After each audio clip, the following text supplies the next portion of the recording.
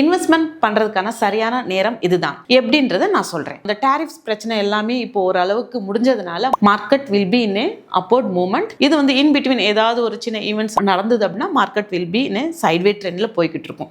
So இதுதான் சரியான time நீங்க இன்வெஸ்ட் பண்றதுக்கு. ஏன்னா மேஜர் ப்ராப்ளம்ஸ் எல்லாமே வந்து சால்வ் ஆயிருச்சு. ஸோ என்னென்ன செக்டர்ஸ் எல்லாமே நல்லா போகும் அப்படின்னு பார்த்தீங்கன்னா கண்டிப்பாக உங்களுக்கு தெரியும். ஸோ எஃப்எம்சிஜி தட் மீன்ஸ் உங்களுக்கு வந்து ஃபுட் ப்ராடக்ட்ஸ் ஆகட்டும், ஸோ எக்ஸ்போர்ட் பண்ணுறதுனால ஒரு ரைஸ் ஆகட்டும், இல்லை லெதர் அப்பரல்ஸ், அதே மாதிரி நீங்கள் பார்த்தீங்க அப்படின்னா க்ரூட் ஆயில், ஸோ அதோட ப்ரைஸஸ் ஆகட்டும், அண்ட் ஜுவல்லரி, மெரைன் ஃபுட்ஸ், இது எல்லாமே பார்த்தீங்க அப்படின்னா உங்களுக்கு வந்து மார்க்கெட்டில் நல்லா பூம் ஆகும். மியூச்சுவல் ஃபண்ட்ஸில் லம்சம் இல்லைன்னா எஸ்ஐபியா நீங்கள் வந்து கண்டிப்பாக இன்வெஸ்ட் பண்ணலாம். ப்ளஸ் நீங்கள் பார்த்தீங்க அப்படின்னா உங்கள் என்ஆர்ஐஸ், நான் ரெசிடென்ட் ஆஃப் இந்தியா இருக்கீங்க இல்லையா, இப்போ உங்களுக்கு இந்தியாவில் இன்வெஸ்ட் பண்ணுறதுக்கு இதுவுமே சரியான டைம். மியூச்சுவல் ஃபண்ட்ஸை பொறுத்த வரைக்கும் ஈச் ஃபண்டோட பெர்ஃபார்மன்ஸ் பார்க்க வேண்டியது இருக்குது. அவங்க ப்ரீவியஸ் ஹிஸ்ட்ரியை பார்த்துட்டு எந்த ஃபண்ட்ஸில் வந்து இன்வெஸ்ட் பண்ணலாம், அதே மாதிரி உங்களுக்கு ரிஸ்க் எடுக்க எவ்வளோ நீங்கள் வந்து அக்ரெசிவாக இருக்குன்னு பார்த்து அந்த ஃபண்ட்ஸை சூஸ் பண்ணி தான் நாங்கள் கொடுக்குற மாதிரி இருக்கும். ஸோ பெட்டர் நீங்கள் வந்து எங்களை காண்டாக்ட் பண்ணுங்கள் அண்ட் கீழே வந்து கமெண்ட்டில் எஸ் அப்படின்னு சொல்லுங்கள். We'll contact you and share the details. Thank you.